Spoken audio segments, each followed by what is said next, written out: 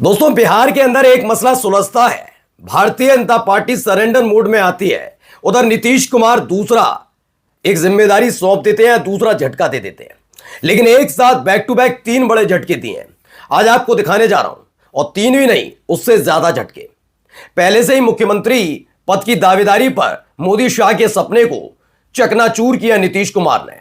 लाख कोशिशों के बावजूद आज हालत यह है कि कोई बीजेपी का नेता आगे आकर यह नहीं कह सकता कि बिहार में मुख्यमंत्री तो बीजेपी का विधायक बनेगा।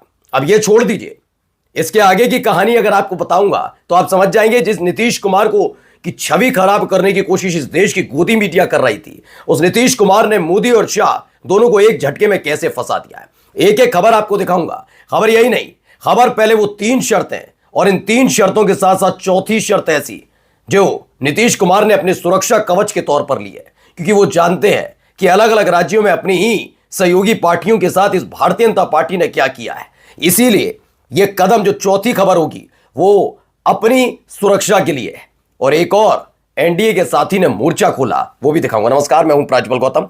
बिहार की सियासत में चल रही उठापटक के बीच तीन बड़ी शर्तें निकल कर आई। तीनों बड़ी शर्तें खास तौर पर नरेंद्र मोदी साहब को, अमित शाह को पसंद नहीं आएंगी। एक ऐसे दौर में जब 2014 से 19 से 24 तक सिर्फ उन्होंने फरमान देने की आदत डाली हो, कभी दूसरों की बात सुनना और उस हिसाब से फैसले लेने की आदत ना डाली हो, तो उनसे उम्मीद क्या करेंगे। उनको लगा था इस बार भी ऐसा ही होगा।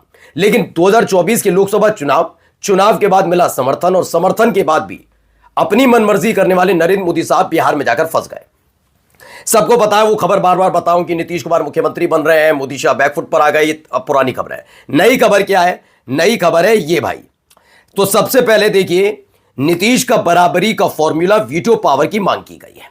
न्यूज ट्रैक की खबर है, और इन तीनों चीजों को मैं पहले भी आपको बता चुका हूं, लेकिन अभी बहुत शानदार वो है। इसमें जो समझाया जा रहा है, बताया जा रहा है, जरा अब आपको दिखाता हूं। ये देखिए, यह खबर निकल कर आई है कि नीतीश का बराबरी का फॉर्मूला वीटो पावर की मांग है। सूत्रों के मुताबिक नीतीश कुमार ने भाजपा नेतृत्व के सामने एक स्पष्ट बराबरी का फॉर्मूला रखा है। उनकी मांगें साफ है और मजबूत है। दरअसल ये बराबरी का फॉर्मूला क्यों इजाद करना पड़ा, उसकी वजह भी आपको बता दूं।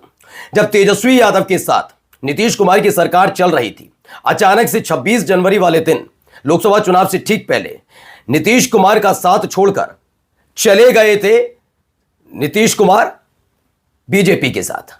तब भारतीय जनता पार्टी ने एक एक करके ऐसा चक्रव्यूह रचा था कि नीतीश कुमार लोकसभा चुनाव तो छोड़िए, बिहार विधानसभा चुनाव तक भी बीजेपी को छोड़ नहीं पाए। नाराज हो गए, रूठ गए, तमाम चीजें हुई, लेकिन वो ये स्पष्ट नहीं कर पाए कि क्या है खेल। अब आइए, इसमें खबर क्या है। दरअसल उस समय दोनों डिप्टी सीएम बीजेपी के कोटे के, विधानसभा अध्यक्ष बीजेपी कोटे के, विधान परिषद बीजेपी कोटे के नियुक्त कर दिए थे। चारों तरफ से घिरे थे। लेकिन क्या अब यह स्थिति बन पाएगी, तो उसे समझने के लिए ये देखिए। सूत्रों के मुताबिक नीतीश कुमार ने भाजपा नेतृत्व के सामने एक स्पष्ट बराबरी का फॉर्मूला रखा। क्या है? उप मुख्यमंत्री पद पर बराबरी। उन्होंने कहा, मुख्यमंत्री तो मैं हूं, लेकिन मुख्यमंत्री के साथ साथ मुझे स्पष्ट एक ये भी चाहिए कि उप मुख्यमंत्री जो दो होंगे, वो दोनों पहले बात तो बीजेपी कोटे के नहीं होंगे। कोटा किसका होगा वो मैं तय करूंगा। एक बीजेपी कोटे के लिए मैं तैयार हूं, दूसरा नहीं। यानी कि सम्राट चौधरी या विजय सिन्हा, दोनों में से एक को सियासी तौर पर कुर्बानी देनी होगी। इस बार वो उप मुख्यमंत्री नहीं बन रहे। दोनों में से कोई भी हो सकता है, और हो सकता है दोनों भी नहीं। आप कहेंगे दोनों भी नहीं? जी हां, अभी वो भी आगे आकर बताता हूं नीतीश कुमार चाहते क्या है। उन्होंने कहा, नीतीश कुमार चाहते मंत्रिमंडल में एक उप मुख्यमंत्री जेडीयू से और दूसरा बीजेपी से रहे। फिर आती है बात तीसरी वाली, पहले मैं दिखा देता हूं। उप मुख्यमंत्री पर भी वीटो पावर। सबसे महत्वपूर्ण शर्त यही वाली है।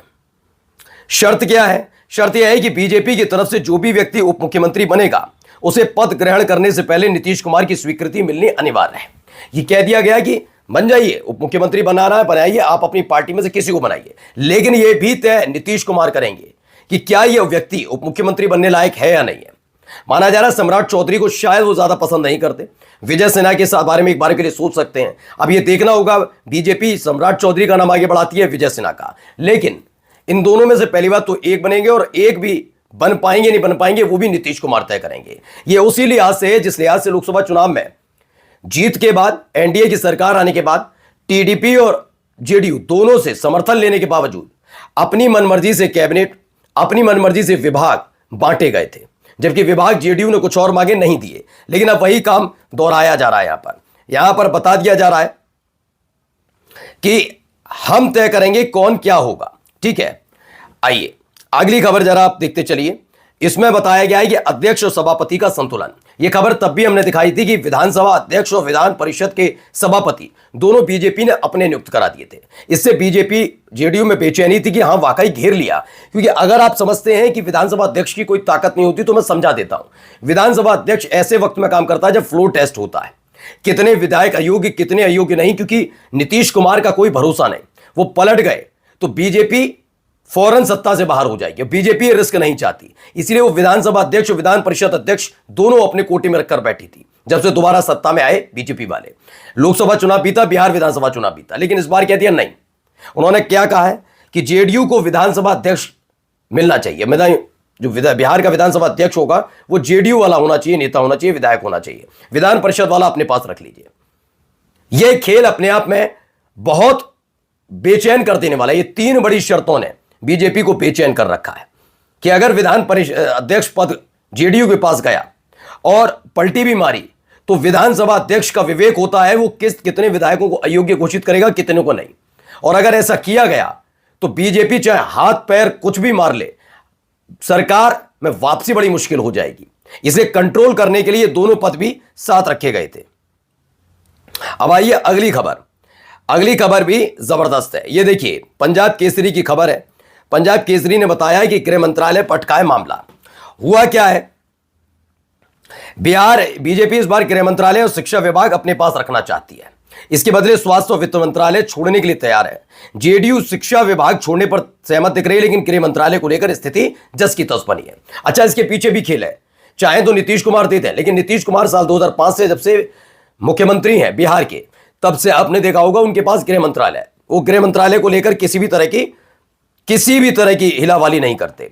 लेकिन गृह मंत्रालय इस दौर में और ज्यादा जरूरी हो जाता है जब संकट के बादल हो। यानी नीतीश कुमार को इस बात का भरोसा नहीं है कि उनके विधायकों को तोड़ने की कोशिश बीजेपी नहीं करेगी। उन्हें पता है आज नहीं तो कल बीजेपी ये कर सकती है। ऐसे में जब ईडी, सीबीआई और इनकम टैक्स जैसे विभाग का इस्तेमाल होता हो विपक्षियों को निपटाने के लिए, तो आप कैसे मान सकते हैं कि गृह विभाग जब बीजेपी के पास होगा तो बिहार के ही जेडीयू के विधायकों को अपने कमान में रखने के लिए इस विभाग का इस्तेमाल नहीं किया जा सकता। अच्छा, दूसरा विभाग क्या है? वित्त मंत्रालय। वित्त मंत्रालय अब तक बीजेपी के कोटे में रहा, लेकिन ये सब कुछ करने के लिए, तामझाम करने के बाद अब वित्त मंत्रालय जेडीयू के कोटे में देने की तैयारी हो रही है। वो इसीलिए क्योंकि भारी भरकम धनराशि खर्च तो कर दी गई, बिहार को बोझ तले दबा तो दिया, लेकिन अब उसकी रिकवरी कैसे होगी, ये सारा काम वित्त मंत्रालय देखेगा।